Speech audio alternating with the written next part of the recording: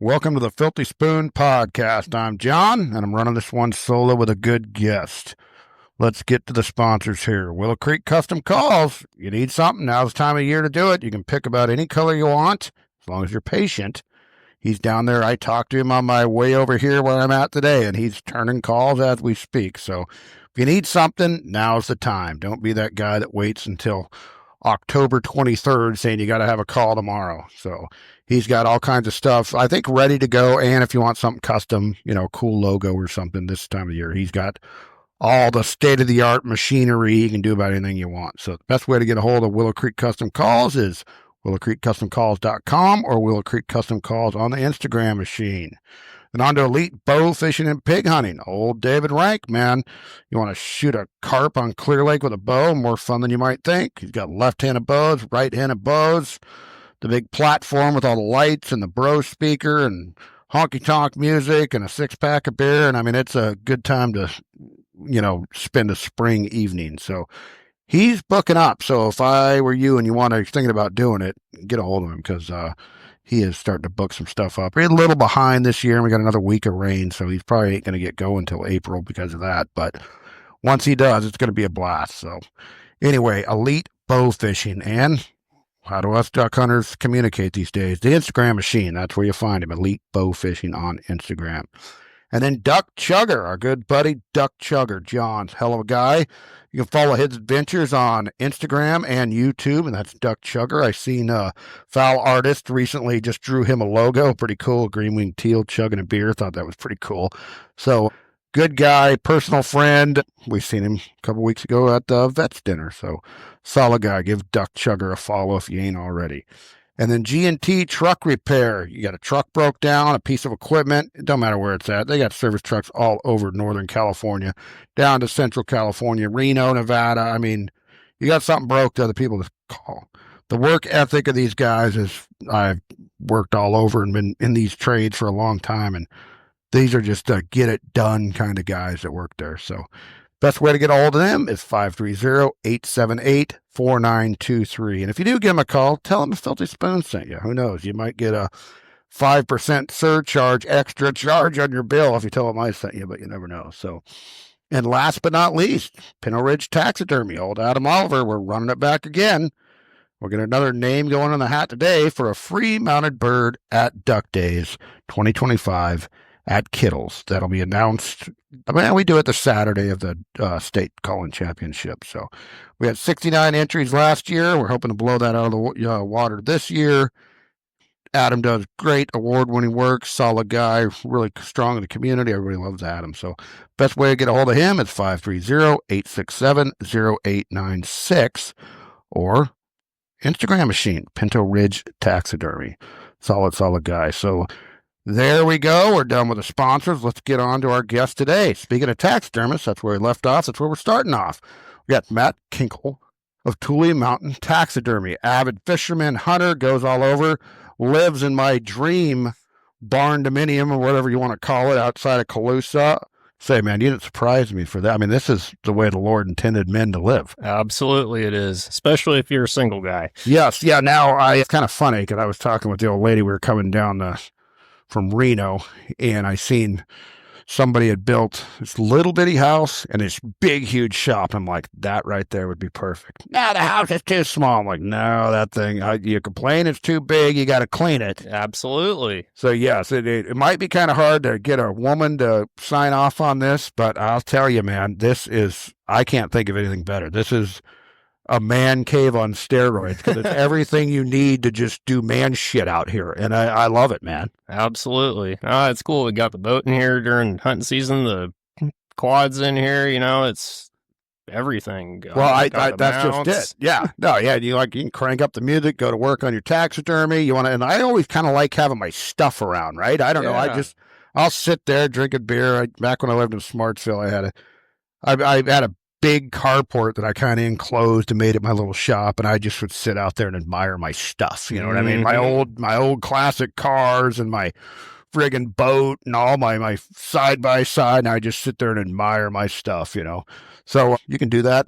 Once pouring down rain right in here. Oh, absolutely. And probably the greatest thing about walking out here in the morning get to work is looking at this blacktail buck that I shot in Grimes.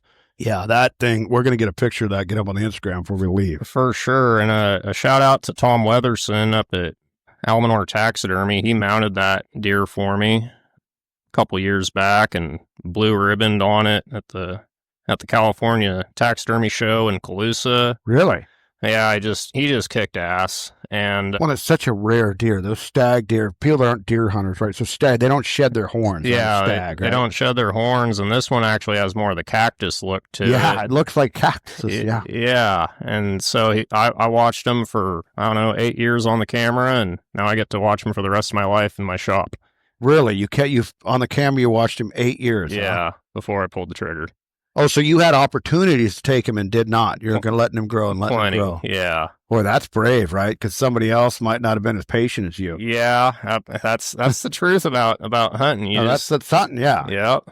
And he was pretty rare, and not that many people knew about him, so that helped. Oh yeah. If you would have heard everybody, hey, down at Kittles or something, hey, you see that stag over there? Then you might, hey, I better get this done. Yeah. 8 years though of watching him on the camera. Yeah. And he pretty much stayed about the same size, height-wise with the antlers, and I think he was regressing, actually, in the later years. Oh, really? I figure he's probably around 10. Yeah. Wasn't hanging out. Long time for a deer to live. Oh, long time. This area. Yeah. Very, very long. And Tom Weatherson up there at Almanor Taxidermy, he taught me how to do the waterfowl and a little bit of deer work and, mammal stuff, and got me involved with the California Association of Taxidermists. Go to those shows every year, try to go and put your mic in a little bit closer. Try to put in a piece or two for each show and just keep learning. Yeah. I definitely want to get into your taxidermy. Let's talk a little bit about you and your hunting, because it sounds like you're just a hunting fool, right? Yeah. If it swims, flies, or runs, you're going to take a shot at it, right? Yeah, I reckon so. Coyote season's coming up, The ground's finally drying out to start doing that, so that'll be good. Turkey's right around the corner, stripers. I mean, if you're in California, you have pretty much 365 days a year to be a sportsman.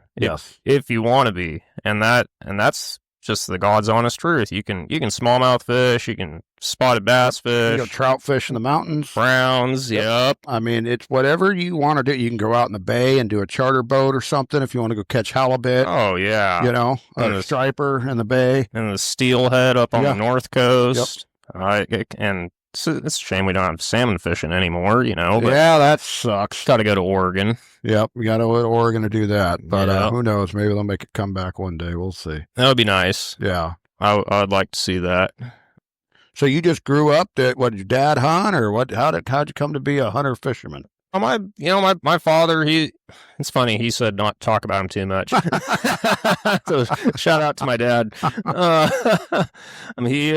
He really wasn't much of a hunter growing up. Like we would go waterfowling up in Willows at our family's property up there, but he was a pilot, so he was flying all over the world and the charter pilot and doing that, and so that was different growing up, and I didn't really get too involved in the hunting until I got out of high school. Really, there's a lot of guys like that. And I ran cross country and I grew up in Davis, California, of all places, and it's like, okay, great, yep, I've been there, done that, and time to get out, see the world.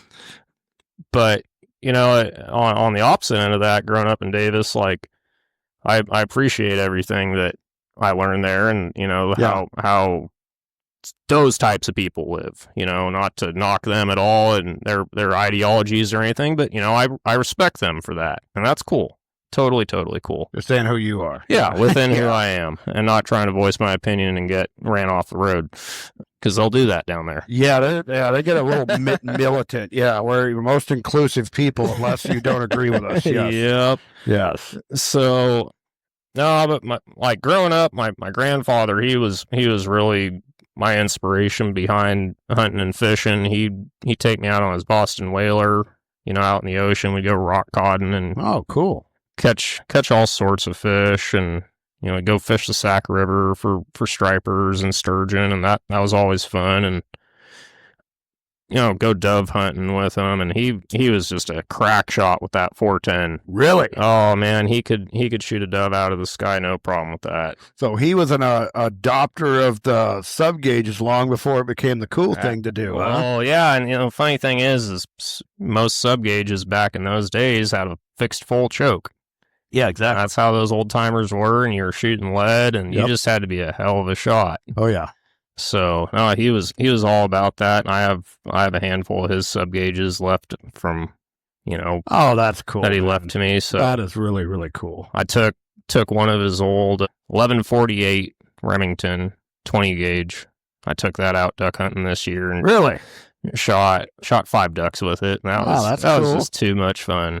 Yeah, no, that taking out my God rest his soul, my good buddy Bert. He actually grew up in Grimes, and I have the Model 12. Oh, that's awesome. That he was given when he graduated high school, right before he went off to Vietnam. Wow. And I have that gun, and he always called it Trusty Rusty. He kept, I don't want to call it Rusty because he took him, great care of it. But yeah, I took it out opening day at Northeast, and those old guns, if they could talk, Oh, no doubt. They have some stories. Yep. 100%. So, yeah, you just been chasing everything you can chase around California for some time. And then, like say, your buddy up there in Amador kind of got you on this taxidermy thing, right? Yeah. So when I moved up to Almanor and got involved with the taxidermy business up there and was working in a shop and mounting birds, quite often, and working on deer and other mammals, and that was a great learning experience. And then,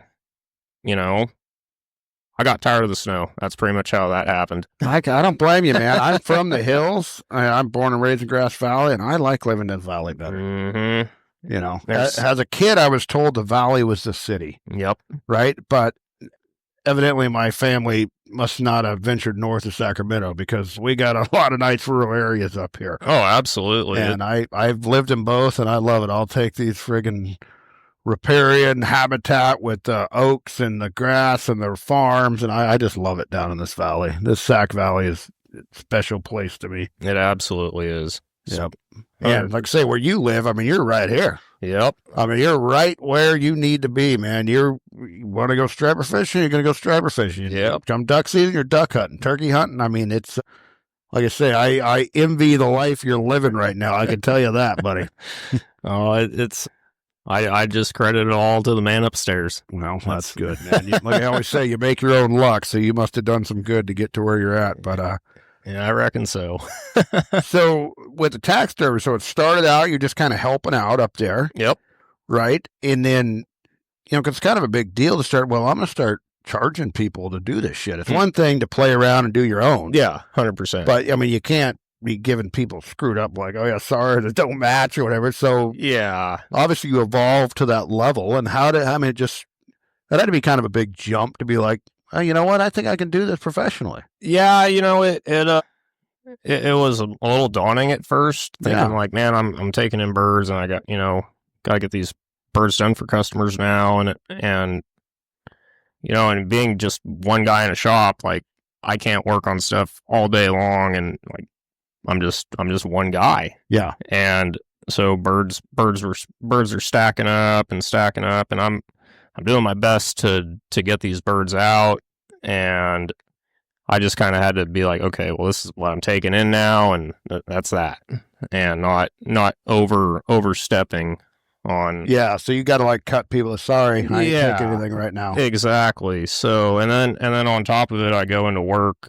in the spring for groundwork up in the rice fields, and then come harvest, I'm busy for 2-3 months, and then groundwork after that. And when you're rice farm, you're busy for 2 or 3 months, 7 days a week. Yeah, it's solid. Yeah. There's no time off. Yeah, that's the last thing I'm going to do is come home and start working on a bird at 9:00 at night when I haven't even had dinner. And you got to be back out there at 5 in the morning or whatever. Yeah. And so that's all part of it. And I'm I'm getting it down, and it's just taking some time, and it's definitely helped being in this new shop here in Calusa. I'm so blessed to have this place.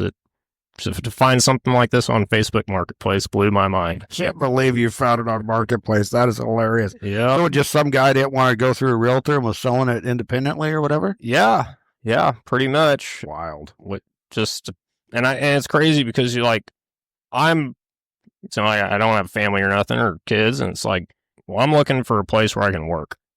Yeah. The living side of it, like going sleeping, and that's cool. I'll have a bed, kitchen, and I have a 400 square foot apartment in here, and that's all I need. Yeah, you got a huge shop out here. I agree. Like when you're hanging out, right? You're hanging out. We're out in the shop, right? You got a TV here. Yep. You got your guitar. You got your safes around. I mean, like I say, you're living the way the Lord intended a single man to live. 100%. I mean, I just can't tell you how much I envy it because it is just. I mean, you got all your stuff. There ain't nobody. The only thing you're missing is a bar. You know, it'd be nice if you built a bar. But you're not a big drinker. So. Nah, I haven't drank in about 2 years. So yeah, so I could build a bar though for my Bud Zeros. Yeah. You gotta stock it full of Bud Zeros and empty whiskey bottles with, put some food colored into bottles and put it up there to make it look neat. I don't know. That might be neat, make an old looking wood bar or something, but. Oh, and keep some Coors Originals in there for John. Yeah, you never know when John from the Filthy Spoon might swing by and, need to chug. And by when you bring that up, thank you. You got me a 6-pack of Yellow Bellies, and I love having a Yellow Belly here and there. Absolutely. I drink mostly Coors Light just because I got to watch my girlish figure, right? But I always enjoy a good Yellow Belly here and there. So thank you very much for that. You betcha. Yeah. So at this point, are you just doing ducks? I'm doing ducks and geese and upland. If So you'll do pheasant. Yeah, pheasants. I haven't done any chucker yet. I'm looking. I'd love to do a wild chucker. If someone brings me a wild chucker, I'd be 100% ecstatic. Now, what about, I asked Adam Oliver this question too. What about a dove? Would you mount a dove? A dove. Yeah. I hear that's tough. It's pretty tough. I've seen it done. Yeah. That's something I'd have to practice at. Yeah. Probably a handful of dove to get the perfect dove. And the deal is, if somebody who's going to mount a dove, you'd want to mount a couple doves. Yeah, at least. Yeah. Yeah. 100%. And I also do the European mounts. Oh, that's cool. So yeah. I'll boil antler or boil the skull and whiten them and do all that, and that's just a little extra something to take in. And cause I'm not a deer hunter. I've shot like 3 deer in my life. Okay. And one of them was pretty nice public land 4x4 deer. out in Nevada County, my home county. And it took me about a 30-pack to boil that thing and it was, I'd come home after work and I was just, boiling and scraping and boiling and scraping. And I didn't do the dye or the bleach thing. I kind of liked that tobacco natural look. Yep.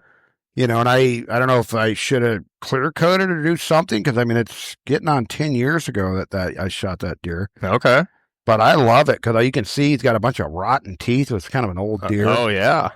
And he had lived in like a blackberry, it was chest high. I shot him right in the throat from like 10 yards, right? I had opening day. I'd seen him. I sat up in this area and I heard this. I was kind of scared it was a bear or something. I'm like, what the hell?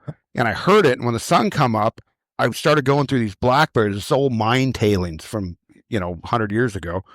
And I'm going through, chest high in these blackberries. It took me like 10 minutes to get back in and I almost stepped on him before he got up. Wow. I went, oh shit. And he went boom. The thing that took me 10 minutes took him about 7 seconds to go boom, boom across these mine tailings of these blackberries. And I seen him going up the hill and I was like, I wasn't going to shoot him in the ass. I'm like, he'll be back. Mm-hmm. And I waited a week, went down there. I didn't hear the rustling like I did. Yeah. Sun came up. I start creeping down there and I see a silhouette of them big antlers sitting in this, and the old open sight 30-30. Oh, yeah. Boom. And I almost thought it was a dream. It took me like 10 minutes to find him. And I ain't kidding. These blackberry bushes were friggin' high. Oh, yeah. And man, I felt like friggin' Davy Crockett or something, man. Right? And I drug him out of there and his horns, the little I don't know what you call them, with little bumps at the base of the horns. They were just packed full of those blackberries because he just pushed through that shit. That's where he lived. And I remember when I was boiling it, I was like, man, I want to keep that shit in there. But the boiling, they all fell out. You can't save everything, but that's my boiling experience. But it came out pretty good for a dipshit. Boiling, it's, more credit to you if you do it yourself. You're saving some money there. I have little kids in school, and I was the only one working, feeding them, and I can't afford to take that. And, God, no. Yeah, I appreciate that. Yeah. What about the bugs? You heard of the people that do it with the bugs? Yeah, the bugs. I've never actually gotten bugs myself, but I know that you got to keep feeding those things constantly and maintain temperature and all this stuff to keep them around because you don't want them dying off.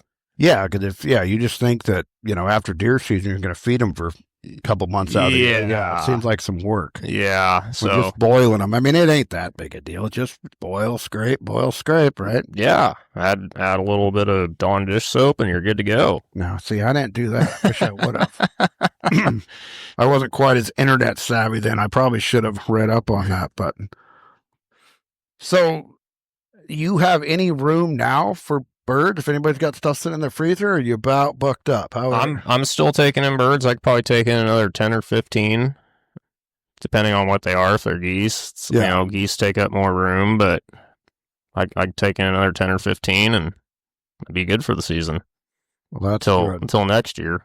And what's your turnaround about? Taxidermy takes a while. People are always in a hurry. Yeah. Yeah, right? Everyone's in a hurry, and I don't blame them. When I was just the customer, like, when am I going to get my bird? And I could see that the taxidermist that I was learning from would get annoyed by customers. How many years of dealing with it? It's like, and I totally get it, but at the same end, it's like, you're paying for a service, and you expect to get it done in a timely manner, and I totally get that. So, I try to get my birds done within 3 to 6 months. That's my goal, and if I can get them done sooner, that's great for everyone. That's a pretty dang good turnaround, and a lot of the key with it is because everybody's had the horror stories where you can't get them to call back, and they won't do. Everybody's heard them stories. And I always thought, man, if your taxidermist does good work and you're not a flake, you could probably thrive, right? Just Absolutely. Communicate with people. Hey, I know I told you it's going to be about 4 months, but hey, this one I had before you was a little bit more time than I thought, because that stuff happened. Oh, 100%. I mean, this isn't like it's just book time on rebuilding a Cummins engine or something. You know what I mean? Everything is completely different. It's all done by hand. Yep. So in a way, it's kind of, feel like, well, why does it take so long? Well, it's an art. It's not, you can't rush this shit. It's got to be right. Yeah. Well, but to get it to that art piece, you have to go through every single step and make sure that bird is clean and, there's not grease on it. You fleshed it completely. I mean, everything all the way down the line, washing it, and blow drying it, and just making sure that bird's going to look the way it was when that person shot it. Yeah. And or flying and recreate that memory for them. That's what they want. Yeah, and that's what they want. Because everybody can sit there like we're sitting there. You can think of the time when you took that deer. Yeah, 100%. And that stuff takes time. So. Yep. It does take time, and you don't want to rush perfection, but at the same end, you also want to be like, we got to be productive. You got to be productive, and it's not like a showpiece where I'm taking 24 hours to work on a showpiece or something like that. But no, I've definitely enjoyed getting into it, and I couldn't see myself doing anything else. Really? If you asked me, Matt, and like senior year of high school, what are you going to do for the rest of your life? This wouldn't have even been on my radar, man. Like, I was thinking about joining the Coast Guard and then I ended up at Chico State and, 3 years at Chico State. And I'm bouncing around from farm to farm and moved to Idaho, just all over the damn place. And trying to find where you need to be. Yeah, trying to find where, where I fit in and how I can make an impact of some way. Yeah. And I guess that would be through taxidermy. Well, that's good, man. Because like everything else, skilled trades are a dying art. Absolutely, it is. So it's really nice. Just like Grayson, the guy that hooked us up. Yep. Field and Range Guns. What is it? Field and Range Gun Solutions? Is that the name of it? Yep. He's the guy. Anyway, I love seeing you because you're a younger guy. Mm-hmm. And I just love these hands-on, really doing shit. Because you can make plenty of money doing marketing or realty, but you don't actually do shit, right? No. I mean, yes, there's papers. Yes, you know what I mean? But there's no actual real, it's like a politician. There's no real job. You're just, bullshitting. Absolutely. You have to produce a product when you're done. Mm-hmm. And I just love seeing the young guys keeping this stuff going because I can't imagine there's that many guys getting into taxidermy that are, as dedicated to as you are, mm-hmm. and they're going to keep this going because it just is kind of. I mean, every taxidermist go to almost is an old man. Yeah, and that's the way it's been for a long, long time. Yeah. And not to knock the old timers. I mean, but they were young guys at one point. They were young guys at one point. As they die off and retire and can't do it anymore. Yep. You got to have some young bucks like you coming up behind, keeping this stuff going for us all, because we all want to have those nice birds on the wall. And absolutely, yeah. No, and that's the great thing about the California Taxidermy Association and Oregon, which I'm a part of.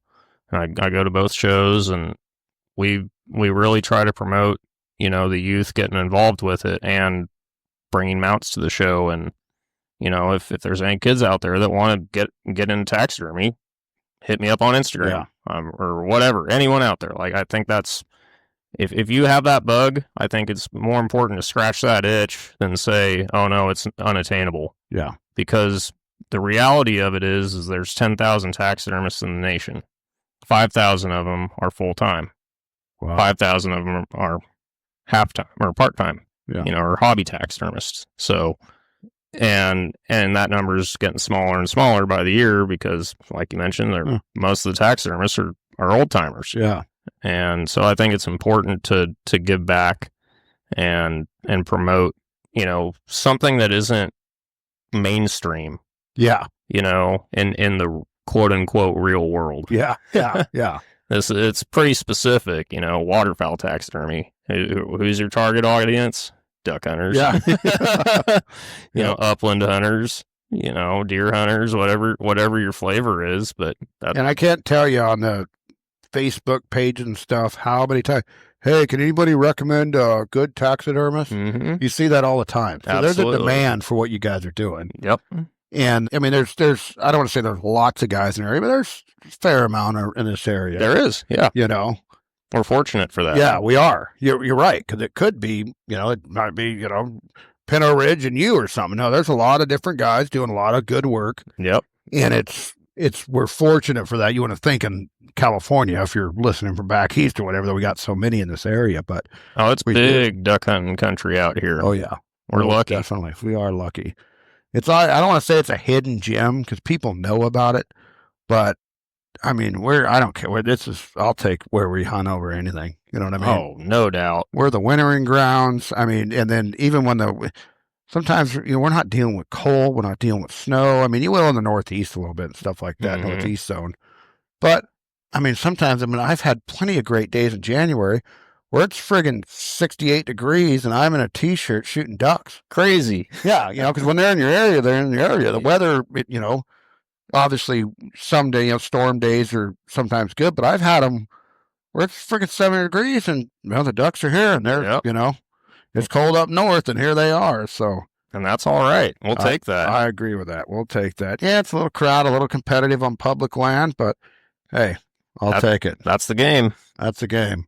You've seen some of the videos before, how they are in Arkansas. You think of a rural state like that, and as competitive as it is down there and shit. Oh, yeah. Yeah, we're not quite that crazy. No, and we don't have size restrictions on motors and things like that. And 5 bird limit or 4 bird limit, whatever. Yeah, because I think they can shoot, 4 mallards or something in a lot of them places, or Yeah. 5 mallard. Maybe it's 5. I don't know. The total limit 6 and 5 mallards or something like that. It's not much. It's not much, So Not compared to our liberal limits out here in California. if there's ever a good thing about saying liberal, and that's it. It's our limits. Because and then next year with this 3 sprig, oh my gosh, Yeah. it's going to be. Although the sprig I don't know how your season was. I had a great season, but the sprig weren't like they got the memo about next year or something. I think they did. Yeah, they weren't sprigging like usual. So, yeah, I mean it was a given. If you go out with 3 guys or 4 guys, you're going to get 4 sprig or 3 sprig. Right? Yeah, I'd hope so. And not like that this year for us. Yeah, I mean I shot a few, but it wasn't the way. I mean always. Sometimes our District 10 property is like, well, I'll go out and shoot my sprig and go home. You just know that's all you're going to get, right? Yep. And this year was kind of like, well, you're not getting shit. No, that was kind of the way it was for me up in Willows hunting most of the time. Either they were there or they weren't. Yeah. And sometimes it's like, man, I don't want to take that shot. It ain't worth it. That's just it. Because with sprig, I always wait. I don't take tough shots on them because you can always get that California waterfowl logo looking sprig coming in. And that's the money. Yes. So I don't take, tough shots or they're skirting the blind or something. No, I take friggin' gravy money shots right out front with pintail. Yep. Oh, because when they want a decoy, they do it. Oh, yeah. And they're one of the best decoying birds out there. They are in rice. But gosh dang, they're a different animal with natural. Oh, 100%. You know what I mean? The rice, they're all over it. But man, they are weary on the public, Yes, or they not are. just the public, but any, natural habitat. Yeah. You can still get them, but it's just if it ain't big water, gosh, they're tough to get. That's the truth. Yeah, most definitely. So how many shows you been going to entering stuff in? How's that go? When let's say you're like, oh, I'm going to go to this show, and then you get something in your head and you want to, how's that work? Or like a customer turns out like, man, this thing is way better than I thought. Would you be okay if I showed it? Yeah. So I haven't done any of that where I've taken any customer pieces. I'll typically I'll mount one of my birds that I shot during the season and picked out, be like, okay, well, I'll mount one bird a year for me for a show, and then the rest will be customers. Okay. So, I don't have that much taxidermy in here right now, but eventually I will. Yeah. For personal stuff. But I can't work on personal stuff. You got time. I don't have the time. Yeah. So, but I'll take time, in this spring to work on a bird for the Oregon show and the California show and enter it and hopefully get a blue ribbon on it. Never know. I mean, that's the goal. If you don't enter, you ain't gonna get any ribbons. So. Yep. That's the truth. You got to show up. We had this guy Adam Grimm on. He's won the federal duck stamp portrait 3 times. Okay. One of the only few people living that's ever done it 3 times. Wow, that's impressive. And it's same deal. He just every year, you just never know, right? And then judges, it's like a jury. You don't know. Sometimes you get, I don't like green teal, so I'm not voting for that. Yep. Or whatever it is. It's like, or sometimes they have like completely unqualified people like, why is that friggin' dude a judge? He doesn't know shit. Oh, seriously. I don't know if that happens in taxidermy, but. Well, it happened to our California Fish and Game Commission. Ain't that a fact? Yeah. That's a whole other story right there, ain't it? Yeah. Oh my gosh. Yeah. Ain't that wild? Oh yeah. Crazy. Yeah. Crazy. So when is the next show you got to get ready for? I believe it's May 1st, 2nd, and 3rd up in Anderson. Yep. And then the next show after that will be in Klamath Falls, and that's in June. So I got some time for that. A little bit of time. Yeah. A little bit of time. Yeah, I would think, I don't know anything, but I would think if you get like a customer brings you in like a really good example of like a rare bird or even a common bird, but it's like, man, you brought in the cream of the crop. Yep. And I've gotten a few like that this year. I got a beautiful Eurasian widgeon in. Oh, really? Beautiful barred up speck, gadwall. I mean, gadwall are underappreciated in my book. They are, man. They are. They're a really cool looking bird. Yep, and they're they eat well, they decoy well, like, and they ban the hell out of them. Yeah, like, why don't guys shoot gad? Well, I don't know. Well, probably because it doesn't have a green head. Oh yeah, I'm not a greenhead purist. Yeah. yeah. I would go home with a lot of empty straps. That's all I shot, especially at rice. That's the truth. Yeah. Oh, if you shoot a greenhead in the rice, you're lucky. You are. For whatever reason, I don't know if it's the couple wet years in a row, but our Sutter properties, we've gotten more mallards the last few years than we have in Cool. Wow. I wonder if that's because of the bypass flooding. I think it might have something to do with it. I don't know. And then this year was in the rice. You know, we did a weekly spot burn podcast. We called it every week, right? Okay. We did that every week, and just talking to all the different people I do, and then my own experiences. Canvasbacks. We shot a ton of canvasbacks in the rice this year. Really? And not just me personally, but I mean, one day where there was 4 of us in the blind, we shot 4 cans. That's so cool. Yeah. And it's not saying it's uncommon or doesn't happen, but it just seemed to be more prevalent. Yeah, I could see that. You know, some days that's just when they're migrating through. They're just coming through, and with that bypass, it flooded. I don't know how many times, 3 or 4 times, whatever it was for the season. And so, yeah, the divers always kind of show up when that happens near that blind, and the cans definitely showed up this year. That helps. Yeah, that definitely helps.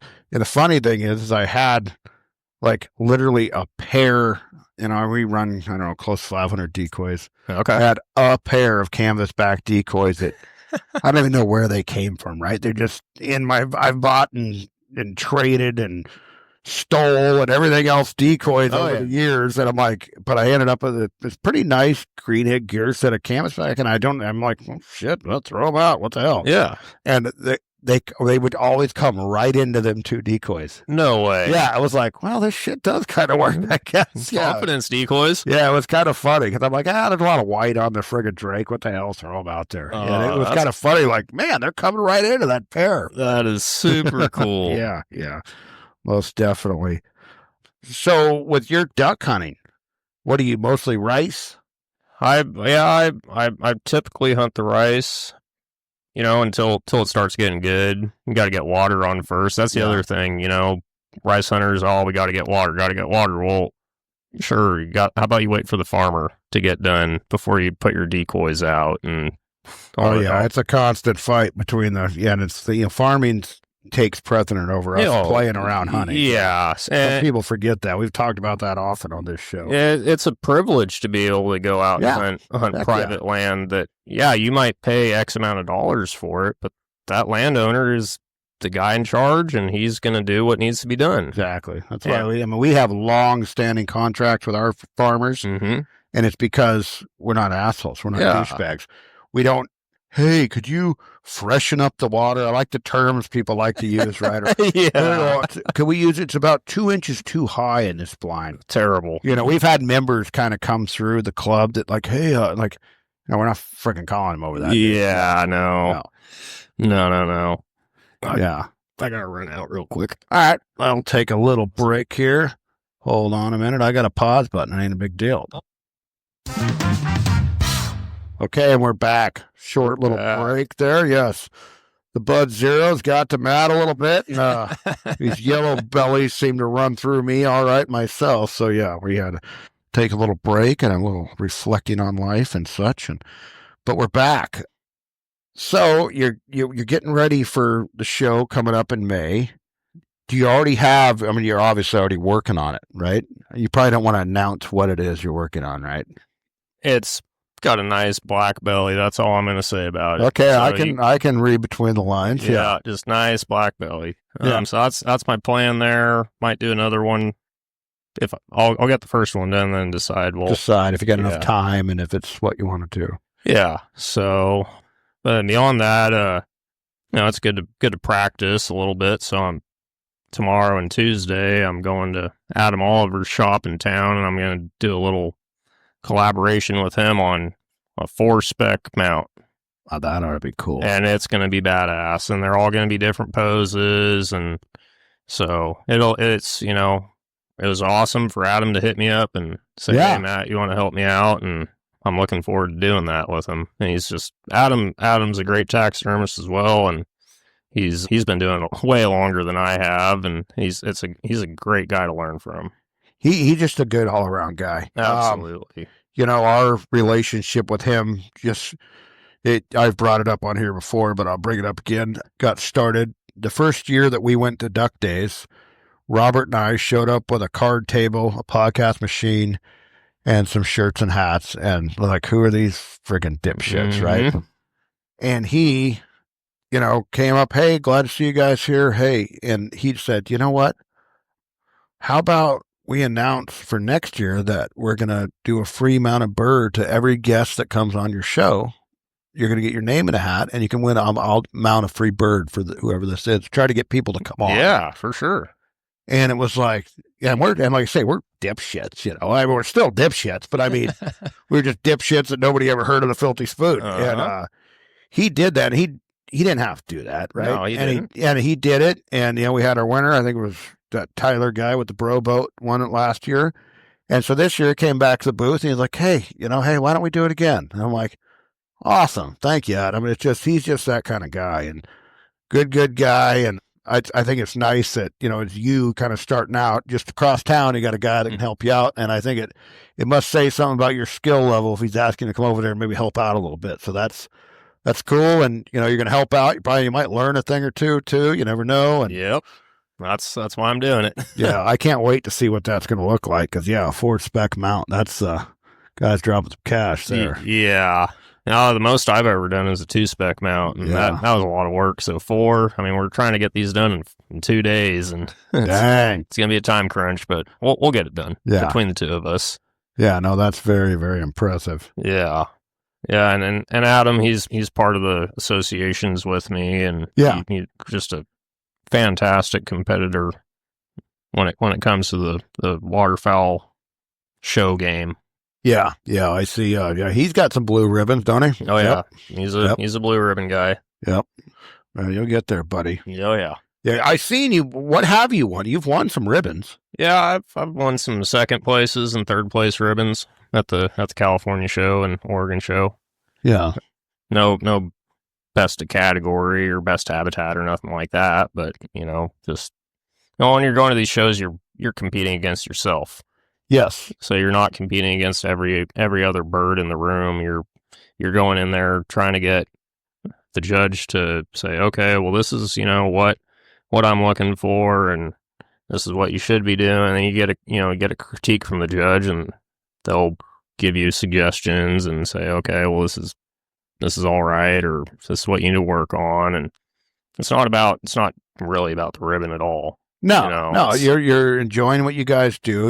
And it's a big learning experience, I would think, a lot. Oh, it is. And the shows last for 3 days. We have seminars all 3 days between waterfowl, mammals, and fish. And there's so much good information. Just the people that show up to these things. I mean, you're not going to see them every day. No. You see them once a year and have a good time. And just enjoy each other's company and enjoy the mounts that they put together, because at the end of the day, they're art. And going to these shows, you see the purest form of taxidermy art. Yeah. And how it turns from just a bird on a wall on a stick, or a piece of wire coming out to a beautiful pedestal mount, or water scenes, or grizzly bear swiping out a salmon in a creek. Yeah. It's crazy what people can do. I've seen some wild stuff, and it is, it's just whatever somebody could imagine, it's amazing. Yep. And, you can never, recreate exactly that nature, but this is about as dang close as you can get. Absolutely as close as you can get. Yeah. And, growing up, my grandfather's friend over at the coast, he had this house, and you walk in and there's this big old jaguar right in front of you, and it's taking a swipe. And then there's, little dicks, little antelope from Africa up above the fireplace, and antelope and buffalo, and anything you could imagine, mule deer, speed goats, caribou, elk. I mean, and as a young man, kid growing up, it's like, wow. Yeah. This guy's been all over the world. He's seen some stuff. Yeah. And he's got some stories. And, it's a shame that, like when you're growing up, you don't think like, hey, I should ask my grandfather or his friends about, hunting or fishing or those questions don't really cross your mind. Yeah, you don't realize like the stuff until you're older. Yeah, like, until you're the older. shit that these guys saw. Yeah, or like a thing that my grandfather always said was, well, September 1st, it's probably going to rain. Yep. Yep. So, I mean, that's just like that old time logic. Like, yep. That or you get a big cool down, right? It's Yeah. 105, and then all of a sudden it's going to be 78 on September 1st. And isn't that crazy? But it's like clockwork. It happens every year. Almost every year, yeah. It's like, here we go. Yep, man, this place was loaded with dove. You'd have been here a week ago. Yep, exactly. Yep. No, and and back in those days when my grandfather was hunting, the waterfowl scene in California was just so much different. Yeah, you could shoot 3 sprig and mallards and tons of mallards all over. Tons of mallards. I mean, my grandfather didn't shoot spoonies. Not that he was a mallard purist or or anything, but in them days you just didn't have to friggin', you know what I mean? Yeah. You didn't have to shoot spoonies to still get, you'd feel, yeah. I mean, it was, that must have been nice. Right? No, it was so nice. And of course, my grandmother, she's always telling my grandpa to bring home the teal because they're easier picking. Yeah. No, it's definitely a different world. I even remember talking about my gone buddy Bert that would, he grew up in Grimes, and they would go out hunting, and this was in like the early 50s. And they just shot until they were out of shells kind of stuff, right? And I mean, it's just the way it was. And they weren't doing this, don't get me wrong, they had fun doing it, but this was substantive. Oh, it was, right? Yeah. And I remember him telling me, they'd come back with, 20 sprig. And he remember his stepmother was always out there. She always wanted the hen sprig. Oh, yeah. I guess that was the best. She always loved the hen sprig. She'd go through all them first, Oh, that's cool. And it just, crazy telling, hearing them old stories. I was so glad to get some of that info. They got some, government auction post-World War II Jeep, right? And in them days, I mean, the game warden drove around a car. Huh? So these dipshit kids out here in Grimes were riding around in a friggin' Jeep. And they would go hunt wherever. There wasn't, there's bucks over there at Jones' place, there's ducks. So they would just go out there. That's cool. And at halftime, the game warden couldn't even get to him because he's in a car, Some of the story, this is like, early mid-50s old stuff. But, them old stories are always good. They are.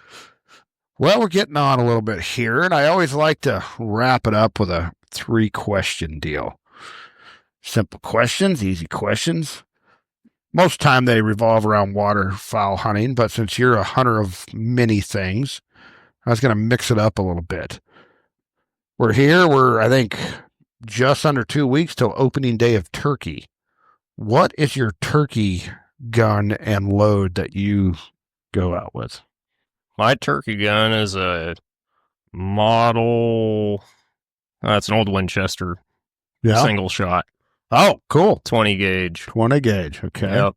And it's got a 26-inch barrel, 2 3/4 only. I love it. I love 2 3/4. Yeah. I shoot that in my friggin' Benelli. I shoot 2 3/4 almost exclusively. That's the way to go. Yep. You don't need all that extra shell or BBs, and just keep it simple, keep it light. Yep.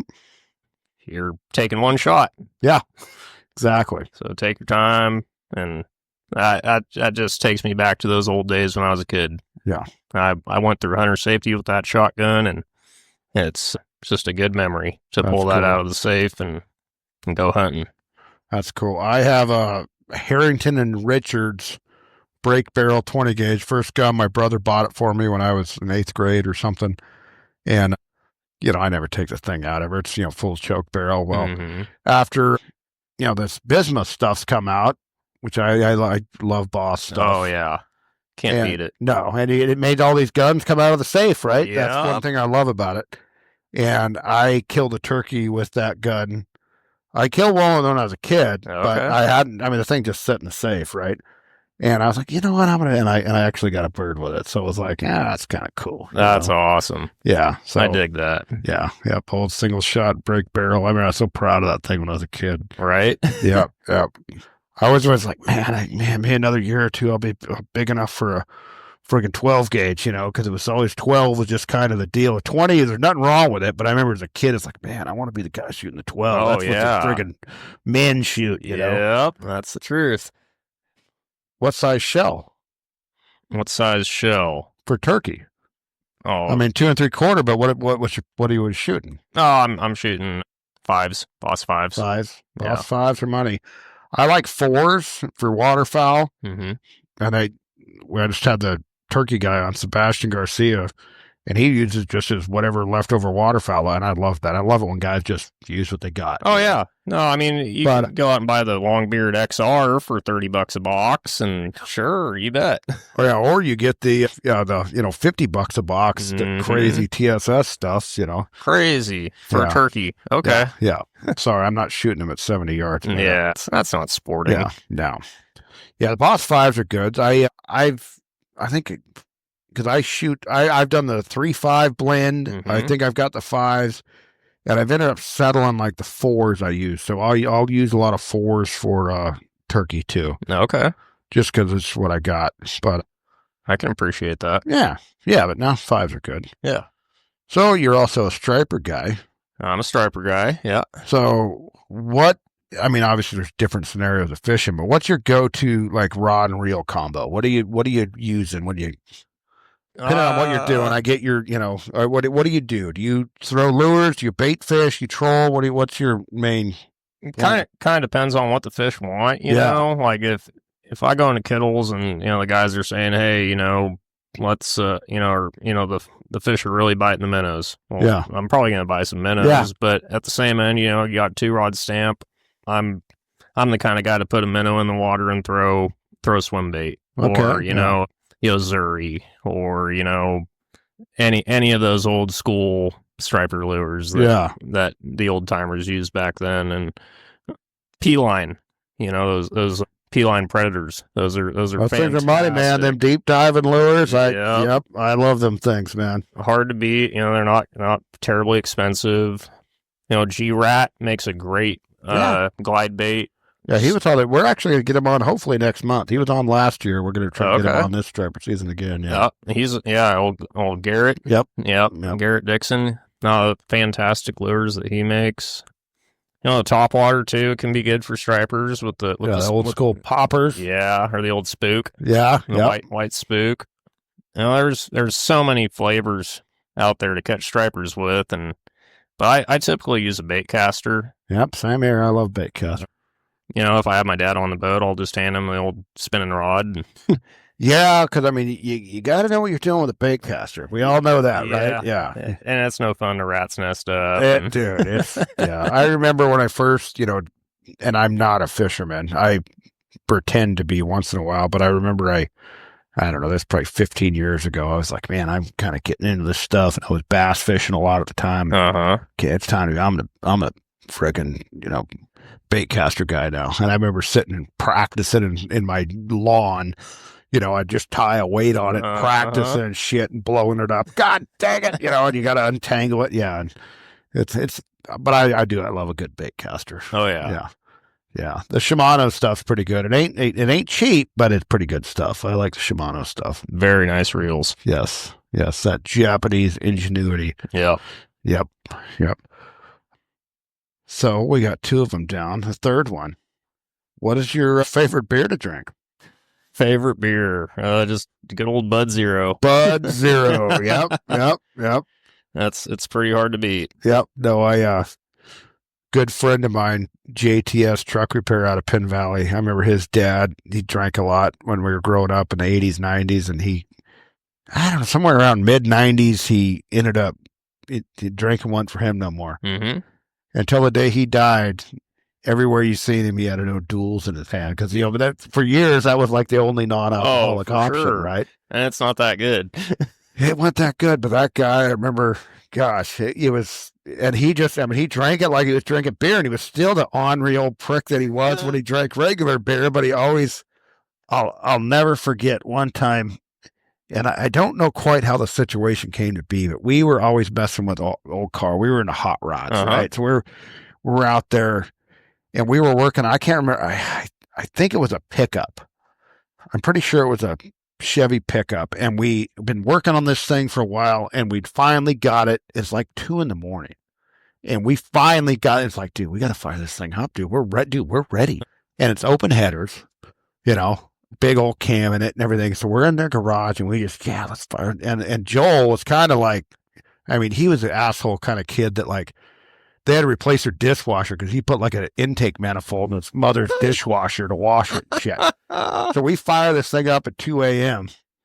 And out his dad comes in his whitey tighties. Oh, shit. With the O'Douls in his hand still. I don't know Really? if he just sits in bed drinking them or what. And he comes like, you sons of bitches, shut that goddamn thing off. And I'm thinking, here he is in all his glory in his whitey tighties with a little bottle of O'Douls. That's a hoot. Oh, that was sometime in the friggin', mid 90s. But I'll never forget that. That was hilarious. But, Wow. That had to be a sight to see. oh, yeah. I always get off on these old reminiscent stories, especially when I'm in an environment like this, Matt. But, for sure. Yeah. So happen. So plug your socials. Where you at? You're on the Instagram machine, right? Yeah, I'm on the Instagram machine at Thule Mountain Taxidermy. No spaces or nothing, just all one word on that. And if you want to hit me up for a bird, my number is 530-902-9600. Well, that's cool. Well, that's been an awesome time here, Matt. We're going to snoop around a little bit, take a couple pictures before we leave. And thanks so much for being willing to come on here, man. This has been a fun time. Absolutely. Thank you for having me on. Yeah. Oh, yeah. That's good. And like I say, I had no idea you were living the way the Lord intended like this. So I'm impressed, man. So, all right. Be sure to check out Matt on the Instagram machine at Thule Mountain Taxidermy. And we will talk to you sooner than you might think. Do not forget to rate and review on Spotify, iTunes, or wherever the hell you listen to this Low to Midland podcast. Thank you.